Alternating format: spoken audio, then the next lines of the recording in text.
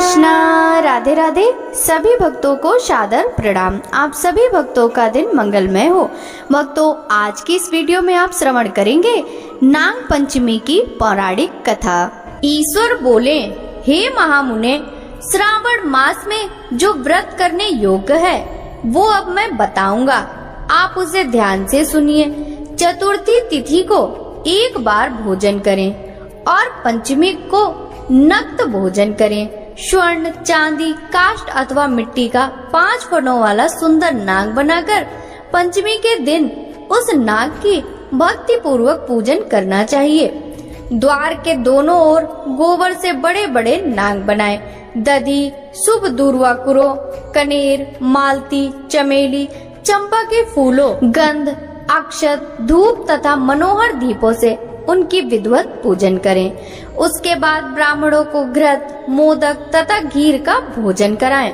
इसके बाद अनंत, वासुकी, शेष, पद्मनाभ, कंबल, करकोटक, अश्व, आठवां धृतराष्ट्र, शंखपाल, काली तथा तक्षक, इन सब नाग कुल के अधिपतियों को तथा इनकी माता कद्रू को भी हल्दी और चंदन से दीवार पर लिखकर फूलों आदि से इनकी पूजन करें। उसके बाद बुद्धिमान को चाहिए कि वामी में प्रत्यक्ष नागों का पूजन करे और उन्हें दूध पिलाए। घृत तथा शर्करा मिश्रित पर्याप्त दुग्ध उन्हें अर्पित करे। उस दिन व्यक्ति लोहे के पात्र में पूड़ी न बनाए। नैवेद्य के लिए गोधूम का पायस भक्ति पूर्वक अर्पण करे। भुने हुए चने, धान का लावा तथा जौ सर्पों को अर्पित करना चाहिए और स्वयं भी उन्हें ग्रहण करना चाहिए। बच्चों को भी यही खिलाना चाहिए, इससे उनके दांत मजबूत होते हैं। सांप की बांबी के पास श्रृंगार युक्त स्त्रियों को गायन तथा वादन करना चाहिए और इस दिन को उत्सव की तरह मनाना चाहिए। इस विधि से व्रत करने पर सर्प से कभी भी भय नहीं होता है। हे विप्र, मैं लोगों की हित की कामना से आपसे कुछ और भी कहूँगा। हे महामुने, आप उसे सुनिए। हे वत्स, नाग के द्वारा डसा गया मनुष्य मरने के बाद अधोगति को प्राप्त होता है और अधोगति में पहुंचकर वह तामसी सर्प होता है। इसके निवृत्ति के लिए पूर्वोक्त विधि से एक भुक्त आदि समस्त कृत्य करें और ब्राह्मणों से नाग निर्माण तथा पूजा आदि आदर पूर्वक कराएं। इस प्रकार 12 मासों में प्रत्येक मास में शुक्ल पक्ष की पंचमी तिथि को इस व्रत का अनुष्ठान करें और वर्ष के पूरा होने पर नागों के निमित्त ब्राह्मणों तथा सन्यासियों को भोजन कराएं। किसी पुराण ज्ञाता ब्राह्मण को रत्न जटित सुवर्णमय नाग और सभी उपस्करों से युक्त तथा बछड़े सहित गौ प्रदान करें।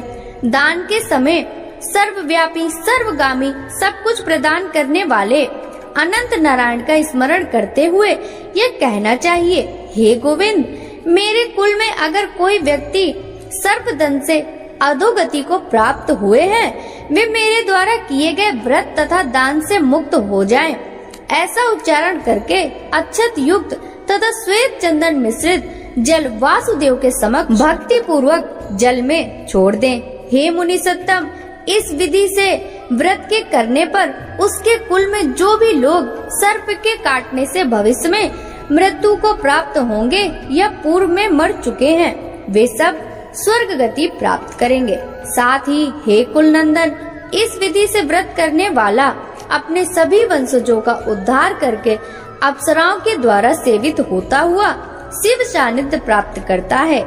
जो मनुष्य वित्त साठ से रहित होता है वही इस व्रत का संपूर्ण फल प्राप्त करता है। जो लोग शुक्ल पक्ष की सभी पंचमी तिथियों में नक्त व्रत करके भक्ति संपन्न होकर पुष्प आदि उपहारों से सौभाग्यशाली नागों का पूजन करते हैं, उनके घरों में मणियों की किरणों से विभूषित अंगों वाले सर्प उन्हें अभय देने वाले होते हैं और उनके ऊपर प्रसन्न रहते हैं। जो ब्राह्मण ग्रह दान का प्रतिग्रह करते हैं, वे भी घोर यातना भोग कर अंत में सर्प योनि को प्राप्त होते हैं। हे मुनि सत्तम, जो कोई भी मनुष्य नाग हत्या के कारण इस लोक में मृत संतानों वाले अथवा पुत्रहीन होते हैं और जो कोई मनुष्य स्त्रियों के प्रति कापर्ण के कारण सर्प योनि में जाते हैं, कुछ लोग धरोहर रखकर उसे स्वयं ग्रहण कर लेते हैं, अथवा मिथ्या भाषण के कारण सर्प होते हैं, अथवा अन्य कारणों से भी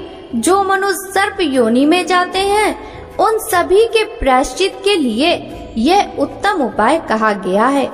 यदि कोई मनुष्य वित्त साठ से रहित होकर नाग पंचमी का व्रत करता है, तो उसके कल्याण के लिए सभी नागों के अधिपति शेषनाग तथा वासुकी हाथ जोड़कर प्रभु श्री हरि से तथा सदाशिव से प्रार्थना करते हैं। तब शेष और वासुकी की प्रार्थना से प्रसन्न हुए परमेश्वर शिव तथा विष्णु उस व्यक्ति के सभी मनोरथ पूर्ण कर देते हैं। वह नागलोक में अनेक प्रकार के विपुल सुखों का उपभोग करके बाद में उत्तम वैकुंठ अथवा कैलाश में जाकर शिव तथा विष्णु का गण बनकर परम सुख प्राप्त करता है। हे वत्स, मैंने आपसे नागों के इस पंचमी व्रत का वर्णन कर दिया।